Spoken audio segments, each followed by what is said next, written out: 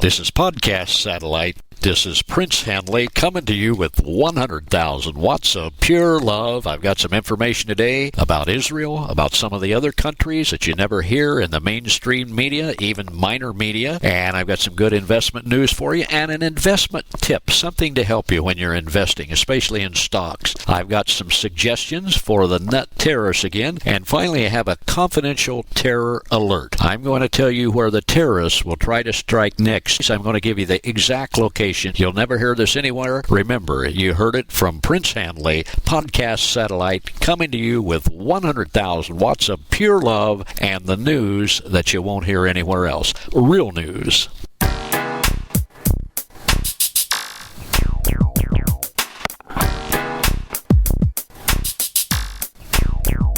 Concerning Israel's relation with the Palestinian Authority, Prime Minister Ismail Haniyeh collapsed on Friday during his speech at a rally in Gaza. It was in support of Hamas and its beleaguered government. Haniyeh promised that any future Palestinian government would include his party. Cheered on by supporters, he vowed that Hamas would never recognize Israel. He said, however, that the group was prepared to accept a long-term ceasefire with Israel if it would withdraw to its 1967 boundaries. What a concession, huh? The dispute between the two turned violent earlier in the week, with gun battles erupting between Hamas and Fatah gunmen in the West Bank and the Gaza Strip, and raised fears that the conflict could turn into a full-fledged civil war. According to Hamas troubles, the international community has slapped debilitating sanctions on the government, demanding that the Islamic group recognize Israel. Wow, that's a change. Accept past peace deals and renounce violence. Hamas so far has refused to accept the conditions, making it impossible for the government to pay all of its 165,000 employees and increasing poverty in the already cash-strapped Palestinian areas.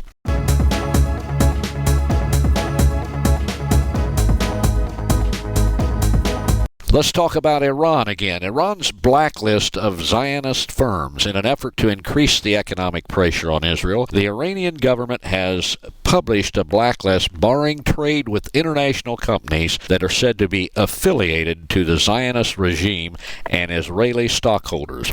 And speaking to the Iranian parliament on Sunday, Foreign Minister Manaher Mataki told deputies that Tehran was committed to bolstering an international Islamic embargo against the Jewish state. Hamas says that captured IDF soldier Corporal Gilad Shalit will be released during the month of Ramadan in the next 3 weeks, estimated Ahmad Youssef, political advisor to Palestinian Authority Prime Minister Ismail Haniyeh, on Friday morning. And remember that I told you 2 shows ago, that you cannot trust these people. They lie, they kill, they murder innocent people. Previously, they wanted 400 terrorists released. Now, they want 1,000. The Hamas leadership in Syria has agreed on principle to release Shalit in exchange for 1,000 Palestinian prisoners, according to a report in the Arab-Israeli newspaper As-Sinara. The report was based on senior Arab and Palestinian sources, said the organization's leaders in Damascus would be willing to free Shalit, recognize Israel, and acknowledge previous agreements if their conditions were met. An interesting note, many of you remember novelist Salman Rushdie. Rushdie will be on the faculty at Emory University in the United States. He will join the faculty at Emory U in Atlanta and donate his archives to the institution, marking the writer's first extended relationship with the university. Rushdie would join the school in the spring of 2007 and lead a graduate seminar. He'll participate in undergraduate courses, and he will deliver lectures during his 5 years appointment. We'll have one of modern literature's giants on our faculty, said Emory President James Wagner, and students will have access to his records and the man himself. We're very, very pleased. Rushdie, he's the author of the Satanic Verses, was forced into hiding for a decade after the late Ayatollah Khomeini of Iran issued a 1989 order for Muslims to kill Rushdie because the book allegedly insulted Islam. It's tremendous that we have an American university now that is not afraid to face the truth and to support people, even if they speak out against Islamic fascism. The E. coli outbreak in the United States climbs to 192 cases. A nationwide outbreak of E. coli infections linked to fresh spinach was increased to 192 cases this week, according to updates from the Food and Drug Administration and the Centers for Disease Control and Prevention. 98 people were hospitalized, and 30 cases of hemolytic uremic syndrome, that's HUS, a serious kidney condition, have been reported. I'd like to recommend a book to you called Demon in the Freezer. It was released, I believe, about 4 years ago, maybe 5. It's non-fiction, and I tell you, you won't be able to put it down. It concerns diseases like smallpox. It concerns anthrax. It concerns biological terrorism, and you'll love the book. Read it. It's full of facts that you won't find anywhere else. That's called The Demon in the Freezer. Again, that's non-fiction. Last week, the FDA determined that all spinach infected with E. coli involved in the outbreak has been linked to Natural Selection Foods, a company based in San Juan Bautista, California, in the United States. Kenya. I've been to Kenya. I'm familiar with the different tribes there, also the nomadic tribes, the Samburu, the Turkana, the Maasai. I have friends in those groups and have been with them. And in Kenya, the oil firms are exploiting motorists in Kenya. Oil companies are gaining an extra 42 million Kenya shillings a day because they've maintained high prices for fuel in spite of a 25% fall in the price of crude oil on the international market. By the way, let me show you what people will do when they don't have to be afraid of corruption. Kenya's recently privatized electricity company, Kenya Electricity Generating Company, that's called KenGen, will pay out more than $5 million in final dividends to its new shareholders following a doubling of its profitability over the past year. KenGen's final results, released last week, show the company's after-tax earnings increased by 117%, and earnings per share rose by 114% to Kenya shillings 1.71 from Kenya shillings 0.80 in the same period. KenGen could be a model for other foreign investment in Kenya. Finally,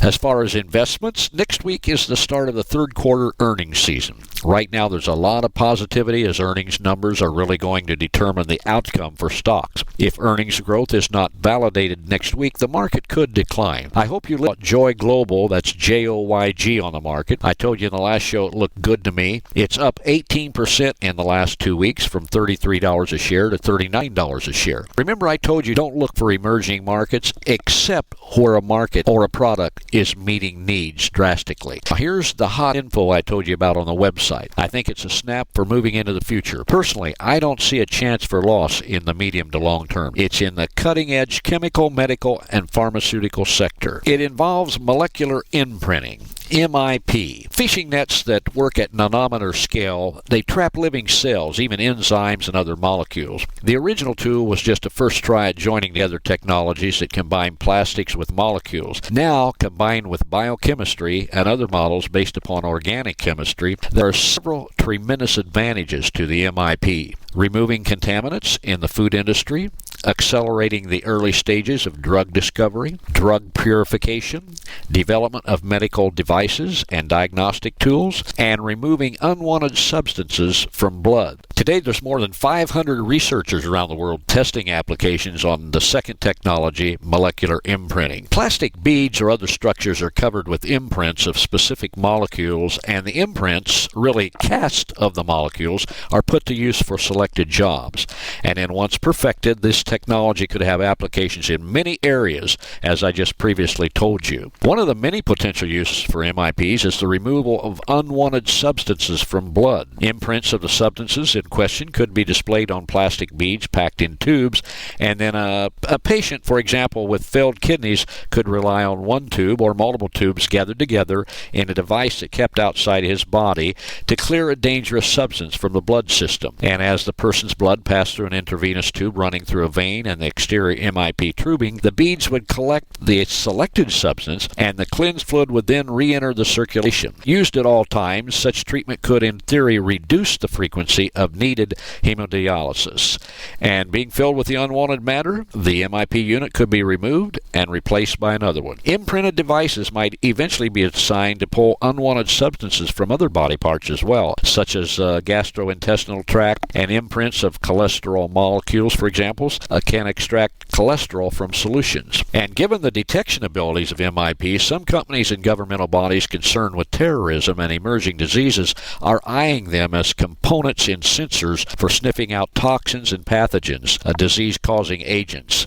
Among the potentially harmful substances that MIPs have detected in tests is the herbicide atrazine, and the plastic cavities have also identified sarin, a nerve gas that can be used as bioterrorism weapons. You remember that the release of sarin for this purpose became well known when a religious cult twice released the toxin in Japan in the mid-1990s.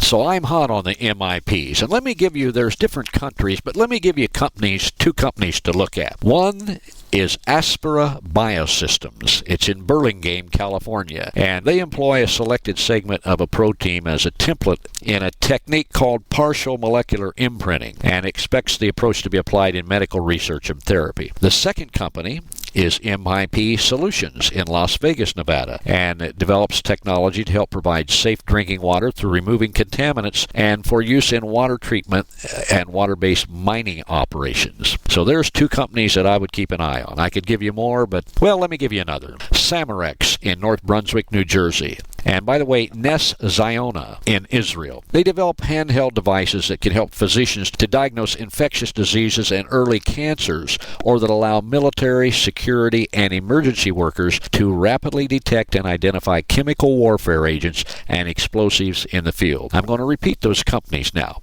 I'm going to give you three of those. Aspera Biosystems, Burlingame, California. MIP Solutions, Las Vegas, Nevada. Samarex in North Brunswick, New Jersey. And Nes Ziona, Israel.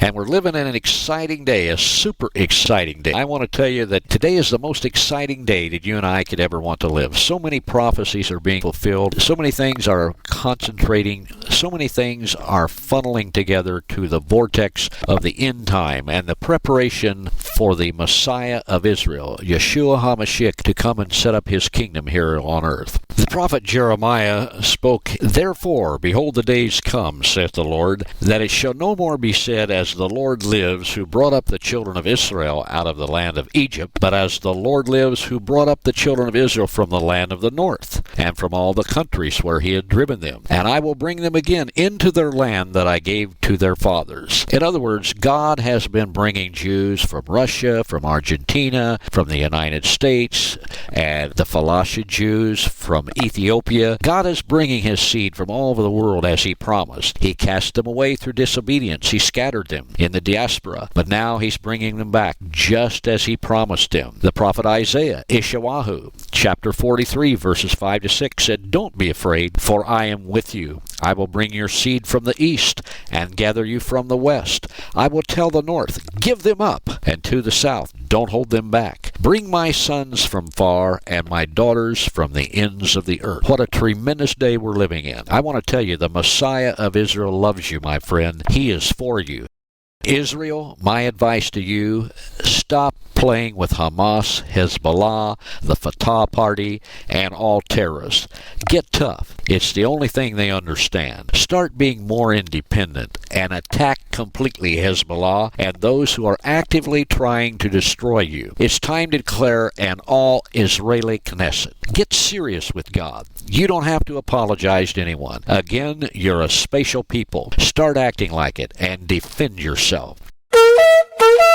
And now I want to give you some confidential terrorist info. I want to tell you where and how the terrorist will attempt to strike next in Israel. 3 terrorists, 2 Middle East and 1 Anglo, will stay in a resort hotel in Eilat. They'll travel about 20 kilometers south past a lagoon on the east side of the road, and then they'll leave their vehicle with the Anglo, and they'll walk west over the highway to a meeting place about 150 meters from a government meter project. There they will meet with Bedouins who will transport them to the southeast of Jerusalem. They will rent a cheroot, and they'll travel to Hebrew University, where they will attempt 3 different suicide bombings at the university at Mount Scopus. Possibly one of the 3 will be the Anglo with whom they may meet again in Jerusalem. Why they do not drive there directly from Eilat, I do not know. However, they have chosen this clandestine itinerary for some reason. Remember where you heard this.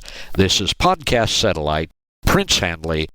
Remember the prophet Jeremiah said, "Call unto me, and I will answer you, saith the Lord, and show you great and mighty things you don't know about." This is Prince Handley coming to you with 100,000 watts of pure love.